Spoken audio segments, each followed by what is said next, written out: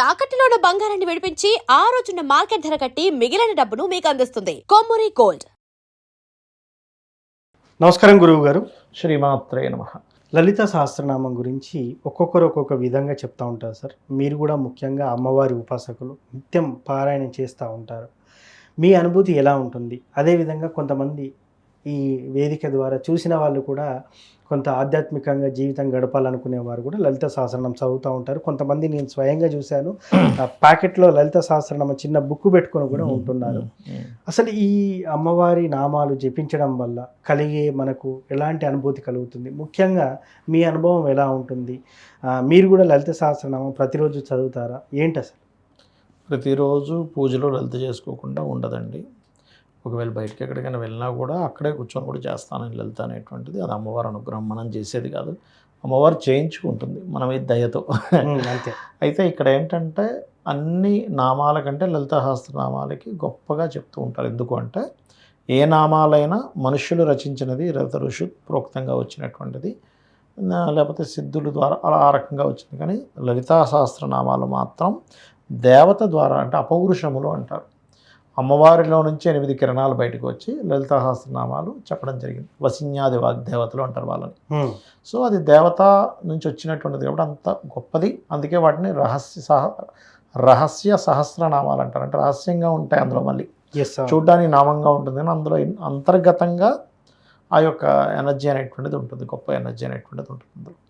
అయితే ఈ నామాల్లో చాలామంది చెప్తున్నటువంటిది ఏంటంటే అందరూ చదవకూడదు, అది పూర్తిగా తప్పు. అందరూ చదవవచ్చు, కాకపోతే తప్పులు చదవకూడదు. ఓకే. నువ్వు బ్రాహ్మణుడు అయినంత మాత్రం తప్పు చదవాలని రూల్ లేదు. నువ్వు వేరే మతస్థుడు, వేరే కులంలో పుట్టినంత మాత్రాన నువ్వు మాత్రం తప్పు చదవకూడదు, వీళ్ళు తప్పు చదవచ్చు అని రూల్ ఏం లేదు. అందరూ కరెక్టే చదవాలి. ఓకే. ఇక్కడ వాళ్ళు చదవాలి వీళ్ళు చదవచ్చు అని కాదు. అందరూ చదవచ్చు, అందరూ కరెక్ట్ చదవాలి, ఎవరు తప్పు చదవకూడదు. తప్పు చదవడం వల్ల ఫలితం మారిపోతుంది అంతే, అంతకుమించి చేయలేదు. ఆవిడకేం కోపం రాదు, ఆవిడేం సోలం పట్టుకుని వచ్చి గుచ్చేది మనల్ని, లేదా చెరుకు గెడతో వచ్చేం కొట్టదు. మనం తప్పు చేసాం అంతే అక్కడ. ఒకటి. రెండో విషయం ఏంటంటే లలితా సహస్రనామాలు కనుక రోజు చదివే వ్యక్తికి అతనిని ఎటువంటి బ్లాక్ మ్యాజిక్ కానీ ఎటువంటి దుష్టశక్తి కానీ అతన్ని పీడింపదు. ఎందుకు అంటే అమ్మవారి యొక్క ఆవరణలో ప్రత్యంగర అనేటువంటి అమ్మవారు వస్తుంది. ఎవడైనా అతని మీద ఎవరైనా సరే బ్లాక్ మ్యాజిక్ చేద్దాం అనుకుంటే, ఓకే, రోజు లలిత చదువుతూ ఉంటే కొంతకాలానికి ఒక స్ఫురణ స్టార్ట్ అవుతుంది వాళ్ళకి. ముందుగా జరగబోయే అంశం వాళ్ళకి తెలియడము, ముందుగా ఈ ప్రమాదం వస్తుంది అనగానే వాళ్ళంతటా వాళ్ళకే అది విరమించుకోవడం, ఇలాంటివి జరుగుతాయి. ఓకే. లలితలో అయితే మనం లలితనే కాదు, మనం ఏదైనా ఒక దేవతా మంత్రాన్ని లేకపోతే లలితా సహస్రనామాల్లోనూ ఒక నామం తీసుకొని జపం చేస్తున్నాం. ఇప్పుడు ఉద్యోగానికి ఓం మాణిక్య ముకుటాకార జానుద్వై విరాజితాయ నమః, సంపత్కి ఓం సంపత్కరీ సమారూఢ సింధురవ్రజ సేవితాయ నమః, ఓం ధర్మాధ్యక్ష ధనాధ్యక్ష ధనధాన్య వివర్ధిని నమః. అదేవిధంగా ఆరోగ్యానికి ఓం సర్వవ్యాధి ప్రశమని సర్వమృత్యు నివారిణి అగ్రగణ్య చింత్యరూప కలికల్మషనాశిని నమః. ఇలాగా చాలా ఉన్నాయి అందులో. మీరు ఒక నామం తీసుకొని చేస్తూ ఉన్నారు. అలాగా చేయగా చేయగా చేయగా ఏమవుతుందంటే ఫస్ట్లో, అంటే ఈ నామాలైనా అమ్మవారికి సంబంధించిన ఏ నామం మీరు చేస్తున్నా మీరు శాంభవి ముద్ర అంటారు. ఓకే. అంటే ఇలా మీ దృష్టి అంతా ఇక్కడికి వెళ్ళిపోయింది చూడండి, శాంభవి ముద్ర. అది వేసుకొని నాలిక పైకి పెట్టుకొని చేయాలి ఇలా. ఓకే. ఇలా చేసేటప్పుడు ఏమవుతుందంటే మీకు కొంచెంసేపటికి ఒక ఎనర్జీ ఇలా పట్టుకున్నట్టుగా అనిపిస్తుంది. ఓకే. రెండవది, కొంతకాలం మీకు అమ్మవారి యొక్క సిద్ధి కలుగుతుంది అన్నప్పుడు గజ్జల చప్పుడు వినిపిస్తుంది. ఓకే. చేసేవాళ్ళకి గల్ గల్ గల్ గల్ అని. ఒక్కొక్క అవతారాన్ని చేసేటప్పుడు దశమహావిద్యలు ఉన్నాయి. దశమహావిద్యలో ఒక్కొక్క అవతారాన్ని ఒక్కొక్క రూపాన్ని చేసి ఒక్కొక్క రకమైన అనుభూతులు వస్తాయి. కొంతమందికి మాతంగి లేకపోతే శ్యామల అంటారు, ఆవిడనే శ్యామల మాతంగి అమ్మవారు. అమ్మవారు చేసేటప్పుడు కొంతమందికి వీణ శబ్దం వినిపిస్తుంది, ఆ మంత్రమే వీణలా వినిపిస్తుంది చెవులోకి. ఓకే. ఓకే. చేయగా చేయగా మనిషి ఒక రకమైన స్థితిలోకి వెళ్ళిపోతుంది, దర్శనం జరుగుతుంది అమ్మవారిది. స్వప్నం జరగవచ్చు, డైరెక్ట్ కనిపిస్తుంది అమ్మవారు. ఓకే. మీరు అలాగా ఉండగా కొన్ని సెకండ్ల పాటు ఇలా అమ్మవారు కనబడుతుంది, మాయమైపోతుంది. అది మీ ఊహ మాత్రం కాదు, ఊహించుకోవడం వేరు మళ్ళీ. ఓకే. కొంతమంది అమ్మవారులా ఊహించుకుంటారు, ఊహించుకోవడం కాదు, కనబడుతుంది. ఓకే. ఇంకా మీకు స్టేజెస్ వెళ్తున్నా పక్కన వచ్చి కూర్చున్న ఫీలింగ్ తెలుస్తుంది, మిమ్మల్ని ఇలా తడుగుతున్నట్టు తెలుస్తుంది. ఓకే.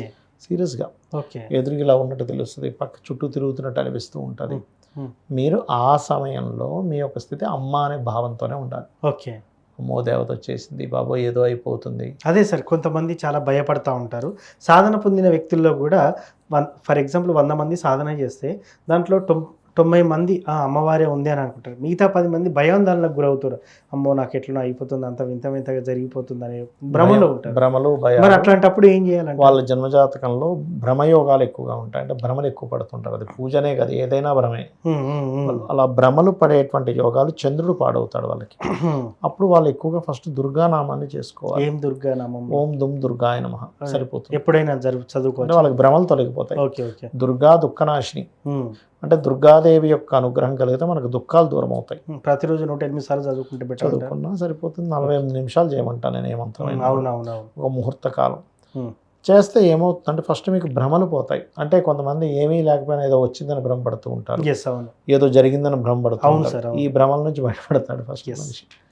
అది సో ఈ అమ్మవారి యొక్క ఆరాధన చేసేటప్పుడు ఫస్ట్ మీకు మీ మైండ్లో రావాల్సింది ఏంటంటే అమ్మ, సొంత అమ్మని. ఇప్పుడు మీరు ఉన్నారు, మీ అమ్మగారు వచ్చారు అనుకోండి, మా అమ్మ అని చెప్తారు ఓపెన్గా. అవును. కానీ నేనేమంటానంటే ఆ అమ్మవారిని చూసినప్పుడు మా అమ్మని, సొంత అమ్మని చూసినప్పుడు ఏ ఫీలింగ్తో అమ్మ అంటామో అంతే సేమ్ యాజ్ ఇట్ ఈజ్, ఒక్క రవ్వ కూడా తగ్గకుండా అమ్మ అనే ఫీలింగే రావాలి మీకు. ఓకే. అప్పుడు మీకు ఎటువంటి భయము ఉండదు. ఓకే. ఇప్పుడు మీరు ఉదాహరణకి అంటే ఏ ఫీలింగ్ కలుగుతుందంటే, ఈరోజు ఒకరోజు మీ అమ్మగారు మీకు చికెన్ వండి పెట్టింది, మంచి బిర్యానీ చేసి పెట్టింది. తర్వాత రోజు ఏదో మజ్జిగన్నం పెట్టింది. వెంటనే మీరు నేను చికెన్ వండి పెట్టిన వాళ్ళు మజ్జిగన్నం పెడతావా అని అనరు. అవును. ఎందుకు అనరు? తల్లిగా అమ్మ. ఆ స్థితి ఎలా వెళ్ళిపోతుందంటే ఈరోజు బాగున్నా బాగోపోయినా అమ్మే. అంతే. నిన్న నాకు ₹1,00,000 శాలరీ వచ్చింది, ఈరోజు శాలరీ లేట్ అయింది, నెల రోజుల దాకా శాలరీ ఇవ్వలేదు అని వెంటనే నువ్వు దేవుడి మీద ఇదవవు. అంతే. అవును. అమ్మ నన్ను చూసుకుంటుంది. అమ్మ ఈ లౌకికమైన చిన్న చిన్న విషయాల దగ్గర ఉండడు. ఇంకా చాలా సందర్భాల్లో అంత దేవుడే చూసుకుంటారని సగం మంది భారం వేస్తూ ఉంటారు. కొంతమంది నమ్మకంతో వేస్తూ ఉంటారు, మరికొంతమంది గుడ్డిగా వేస్తూ ఉంటారు. దీనికి మీరేం సమాధానం చెప్తూ ఉంటారు? మీరు కాళ్ళ మీద నిలబడతారు కదా. అవునండి. మీరు కాళ్ళ మీదే నిలబడతారా, లేకపోతే నమ్మకంతో నిలబడుతున్నారా, లేకపోతే అంటే కాళ్ళ మీద నిజంగా నిలబడుతున్నారు నమ్ముతున్నారా, నమ్మకం లేకుండా నిలబడుతున్నారా? కాళ్ళ మీద నమ్ముతున్నామనే కదా. మీరు నమ్మినా నమ్మకపోయినా కాళ్ళ మీద నిలబడుతున్నారు, భూమి మీద నిలబడుతున్నారు కదా. అంతే కదా. అవును కదా. ఎలాగైతే మీరు భూమి మీద మీ కాళ్ళ మీద మీరు నిలబడుతున్నారు అనేది ఎంత సత్యమో, అమ్మవారు నడిపిస్తుంది అనేది కూడా అంతే సత్యం. మీరు నమ్మినా నమ్మకపోయినా, గుడ్డిగా నమ్మినా అసలు నమ్మకపోయినా, ఏదైనా సరే అమ్మవారే నడిపిస్తున్నారు. అక్కడ భగవంతుడు అన్నీ నడిపిస్తున్నాడు. కాకపోతే నమ్మిన వాడు జ్ఞానంతో ఓకే నడిపిస్తున్నది అమ్మ అని తెలుసుకుంటున్నాడు. తెలవని వాడే అదేం లేదు అంటున్నాడు. నేను అనేది ఏంటంటే నీ మటుకు నువ్వే బ్రతికేటట్టయితే నువ్వు చచ్చిపోయిన తర్వాత ఎందుకు బ్రతకట్లేదు నువ్వు? అంతే కదా మరి. ఇక్కడ ఏంటంటే శాస్త్రం తెలిసిన వ్యక్తి, అంటే మెడికల్ తెలిసిన వ్యక్తి ఈ క్రిములు అంటే శుభ్రంగా చేయగడుక్కుంటాడు. మెడికల్ గురించి తెలిసిన వ్యక్తి క్రిములు ఉన్నాయని తెలుస్తుంది. ఏమీ తెలియని వాడు ఏం చేసుకోడు. మనకు అనిపించవచ్చు అదేంటి శుభ్రంగా చేయి కడుక్కున్నవాడు బాగానే బతుకుతున్నాడు, కడుక్కోకూడదు తినేవాడు బాగానే ఉన్నాడు కదా అంటే అది లాంగ్ టర్మ్లో ఎక్కడో ఇబ్బంది ఇవ్వచ్చు. అక్కడ శుభ్రంగా ఒక చేయి కడుక్కున్న వాడికి బాగుంటుంది. అలాగే పరమాత్మ నడుపుతుందనే నమ్మకంతో ఉంటున్నాం, భారం కాదు. అక్కడ పరమాత్మే నడుపుతున్నాడని ఒక స్పష్టతతో బతకడం వేరు, ఇదంతా ఏం లేదు నేనే గొప్పవాడిని అనుకోని బ్రతకడం వేరు. నువ్వే గొప్పవాడివి అయితే నువ్వు అనుకున్నంతకాలం బతకాలి, ఎందుకు బతకట్లేదు? అంతే కదా. నువ్వే గొప్పవాడివైతే అన్ని నీ ఆధీనంలో ఎందుకు ఉండట్లేదు? అదే కదా. సో ముఖ్యంగా మీ లైఫ్ స్టైల్ ఎలా ఉంటుంది సార్? ఒక 1 minute చెప్పండి. అమ్మవారిని నిత్యం స్మరిస్తూ ఉంటారు కదా, మీకు కూడా జరిగేది జరగబోయేది ఎంతోమందికి జాతకాలు కూడా చెప్తూ ఉంటారు. కొన్ని సందర్భాల్లో మీ ఆడియో ఫుటేజ్ కూడా నేను విన్నాను. మీరు ఫలానా డ్రెస్లో ఉన్నారు, అమ్మాయికి ఇలా జరిగింది, గతంలో ఒకరితో సంబంధాలు ఉన్నాయి, ఇట్లా ఓపెన్గా చెప్పేస్తూ ఉంటారు. అంటే జాతకం చూస్తేనే తెలుస్తుందా, అది ఉపాసన బలం అంటారా? మరి మెయిన్ జాతకం ఉపాసన రెండు ఉంటాయండి. ఎవరికైనా కూడా ఏ జ్యోతిష్యులకైనా ఉపాసన అమ్మవారు పలికిస్తుంది, ప్లస్ జాతకం భాగం కూడా ఉంటుంది. ఏం లేదండి, ఇక్కడ ఏంటంటే మనం ఉపాసిస్తున్నాం అనడం కంటే కూడా అమ్మవారు మనకు అదృష్టం ఇచ్చింది. అమ్మవారిని ఉపాసించే యోగాన్ని మనకి ఇచ్చింది. మనం అదృష్టవంతులు అని కూడా. మనం ఏదో ఉపాసిస్తున్నాం అనేది గర్వం అవుతుంది. పొద్దున్నే 4 గంటలకు లేవడం నా దినచర్య అయితే. లేచి చక్కగా యోగా ఏదో చేసుకుంటాం ఒక అరగంట సేపు. దాని తర్వాత ఇంకా పూజాది కార్యక్రమాలు ఉంటాయి. దాని తర్వాత ఇంకా షూటింగ్స్, కాల్స్, గోశాలకు వెళ్ళడం, మళ్ళీ ఈవినింగ్ టైం మళ్ళీ కూర్చొని మళ్ళీ అనుష్ఠానం చేసుకోవడం, రాత్రి వరకు ఏవో ఉంటాయి కదా వాళ్ళ డౌట్స్ వీళ్ళ డౌట్స్ ఉంటే క్లియర్ చేసుకోవడం, ఎస్. కాసేపు ఫ్యామిలీతో గడపడం, నిద్రపోవడం, ఇంతకుమించి ఉండదు అక్కడ స్పెషల్గా సో నిత్యమైతే ఎప్పుడు కాల్స్ అపాయింట్మెంట్స్లో అందుబాటులో ఉంటారు అందరికీ. ఉంటాను. ఎస్.